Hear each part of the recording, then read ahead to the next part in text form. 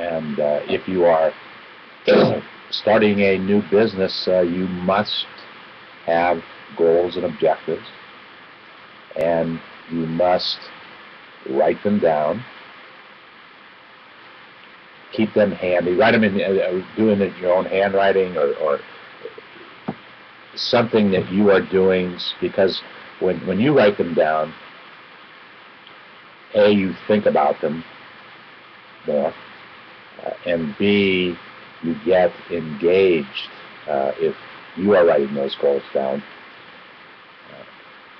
And the most important thing, and this is where a lot of small businesses fall short, is that ultimately you, the entrepreneur, the individual who is starting the business, must be held accountable for your achieving or not achieving whatever your goals are.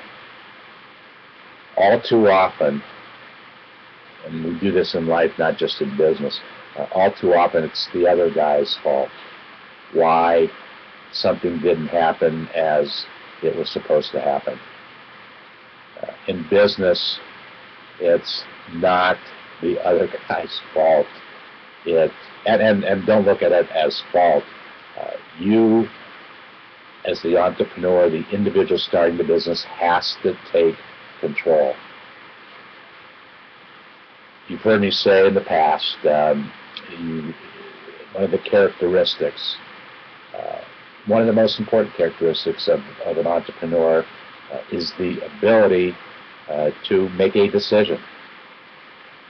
And if you don't like to make decisions, then don't think about starting a business.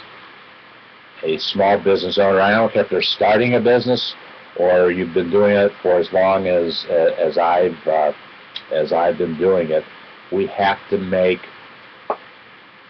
critical decisions every day, 7 days a week, 24/7, about our business. That's not necessarily a bad thing, but that's a fact of life. And if you are wishy-washy about your decisions, about what you should be doing, perhaps there's another way to do it. Let somebody else do it for you. And that begs the question. And I think I listened to the debates last night. Well, it wasn't much of a debate. When I was in high school, I was a pretty good debater.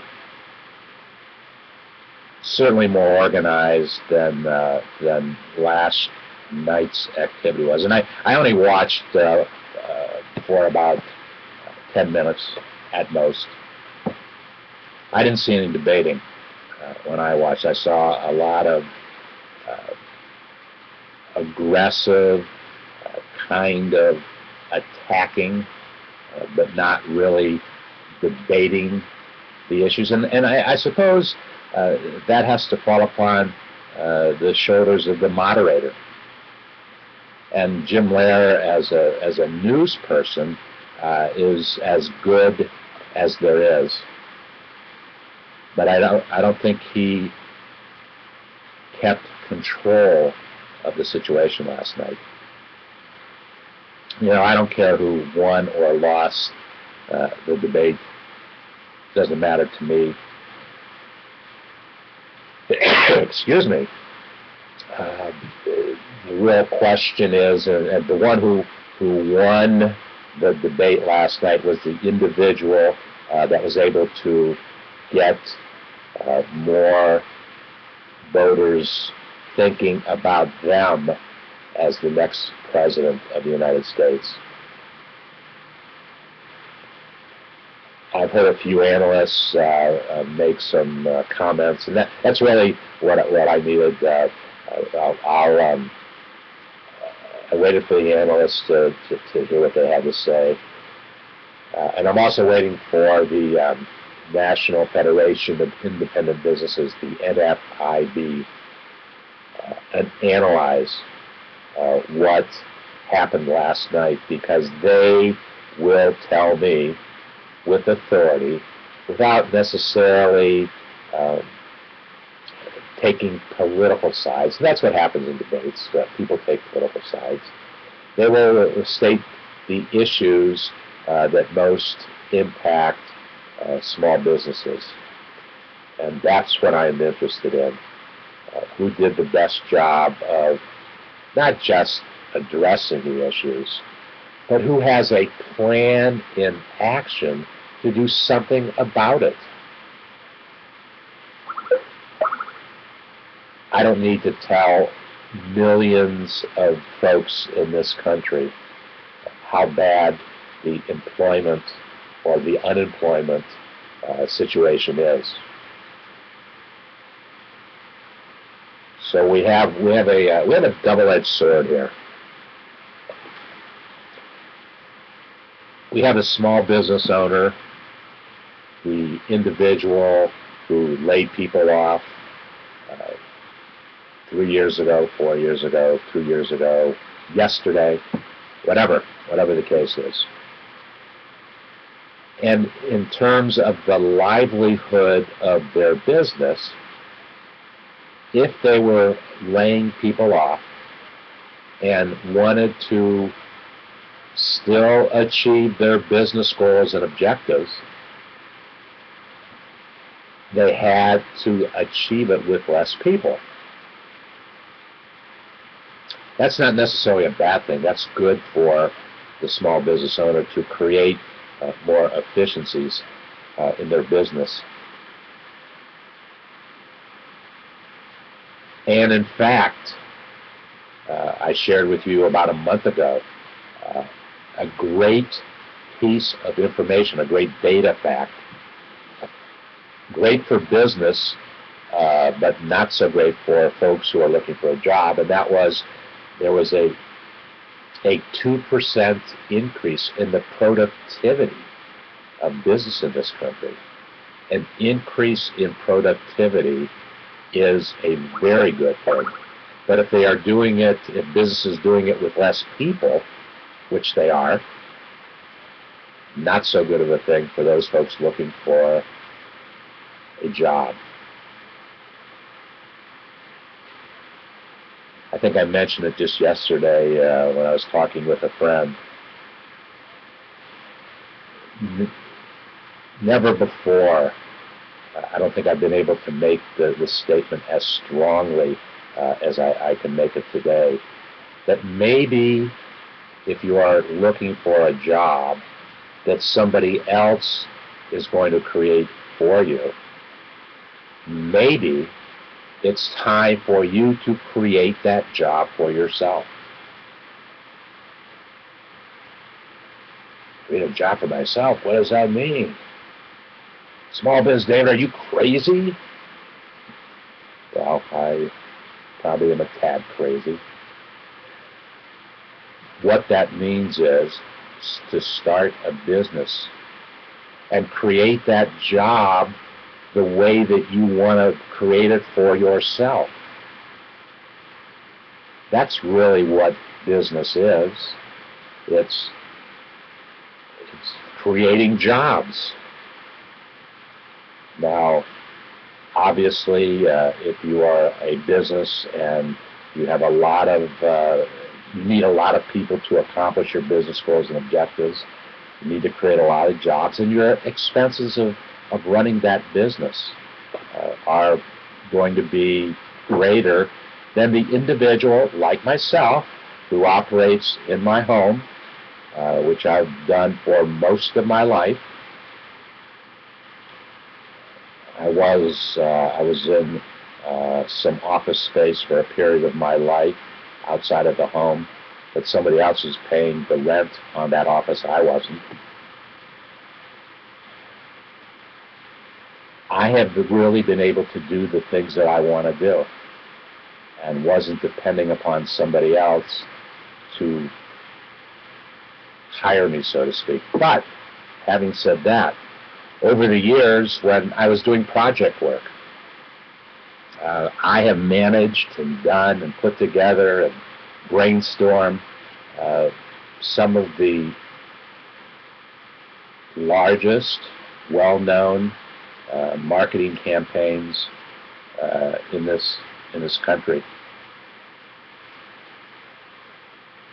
I think the one that comes to mind first, well, it came to my mind first, it was in the mid-90s, probably about 1992 or 1993. It was the beginning of a product called Rogaine. I don't know if you know what Rogaine is. Obviously, I have never been a candidate to use that product. Rogaine was a product that was first introduced to men and later became as popular with women that if you used the product and you had to have some hair follicle. And I don't have too much hair follicle, so I was, matter of fact, I don't think I have any hair follicle. I was never a candidate for the product, and there was actually a little joke and side story that goes along with that. But back in those years, I worked on a team with the gentleman at the company, at Rogaine. It was his project. Rogaine was his product.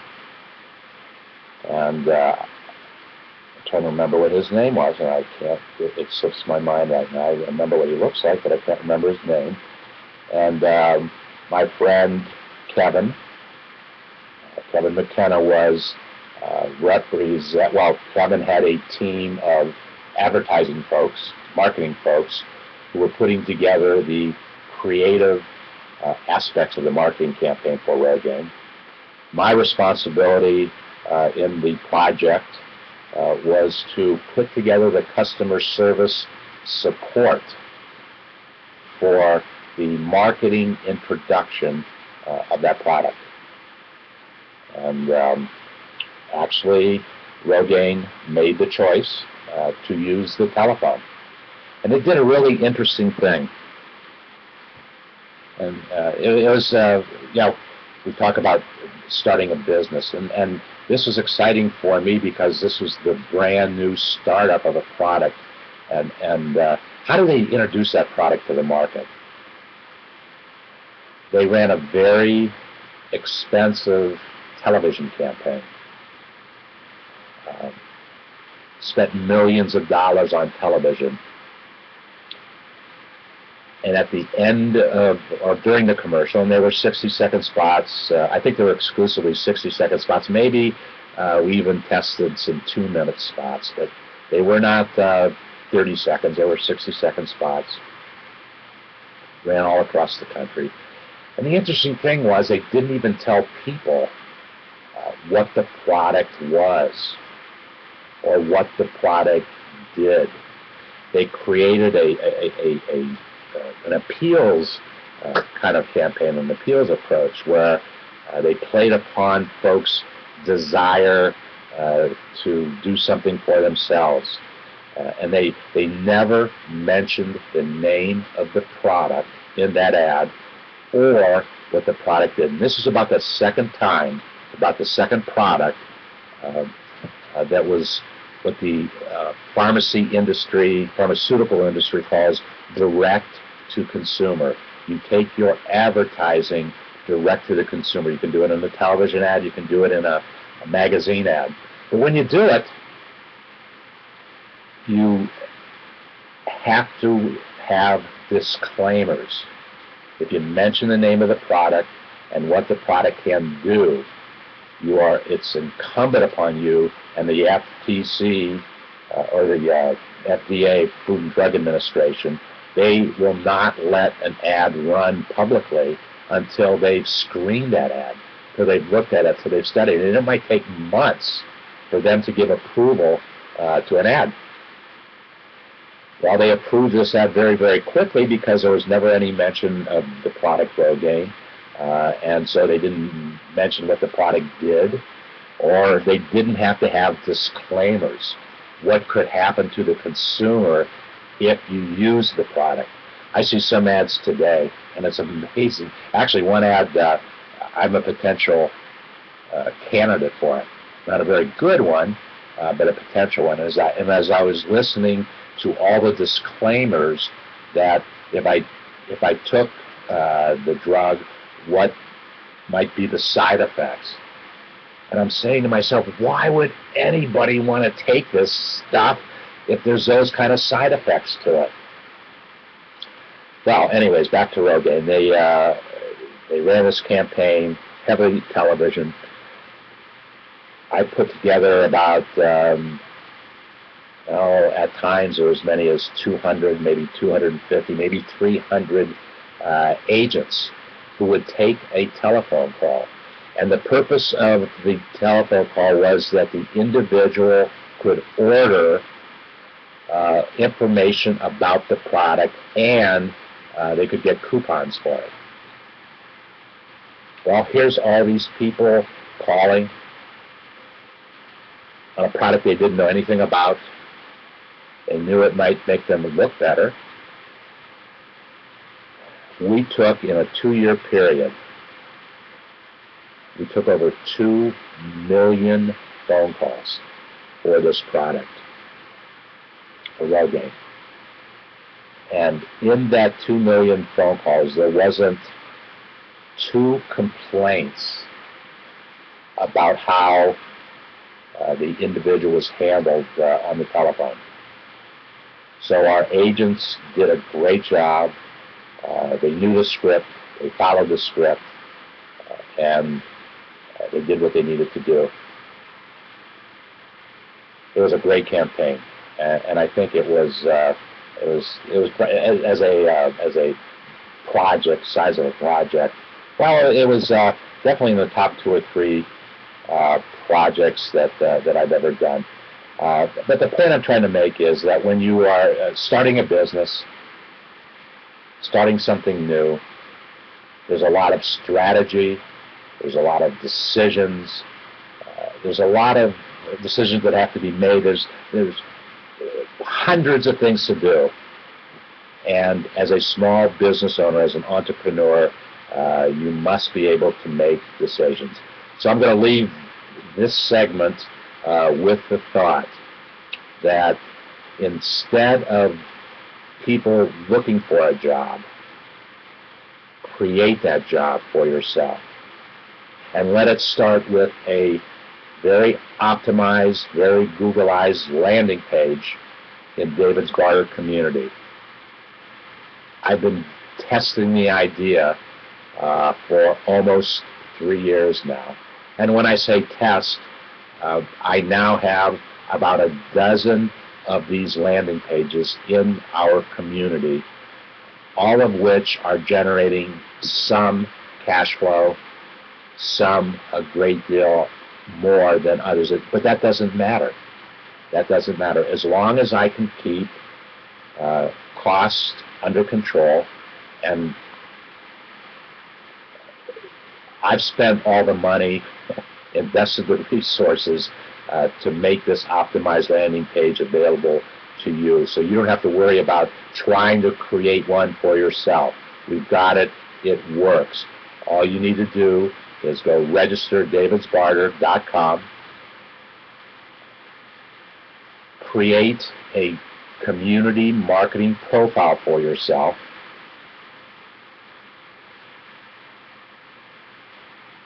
six fields of information. None of it is private information. It's all marketing information and your ability to use keywords. Those keywords are very, very important because that's how people are going to find you in the community. It's my job to bring traffic to the front door of the community. Then we will distribute the traffic from the front door to your landing page based upon the keywords, the small business keywords that you use on your landing page. That's what optimization is all about. We encourage the use of videos. Our YouTube presence is fantastic. I just did something interesting. I Googled Google Plus / SmallBizDavid. That's all I Googled. I just wanted to see what the results would be, and I saw a Google search results page that had all of my YouTubes, not all of them, but had YouTube after YouTube after YouTube on that search result. So we know how to position ourselves in cyberspace. We'll bring the traffic to the front door. Once we bring it to the front door, your page will have the information, have a product and service that somebody wants. You will bring value to their life if they buy that product, if they buy that service, and in buying that product or service, you can demonstrate that there will be a return on investment resource. Okay, our next segment, I'm going to ask the question, why is this guy smiling? And you know who the guy is. And he just turned 28 in May, and in 8 years he has built a company that the marketplace values at $50 billion. He created a company called Facebook that is the marketplace values at $50 billion. And we'll ask the answer. Well, we'll give you a couple answers of why this guy is smiling. I'll be back in 1 moment.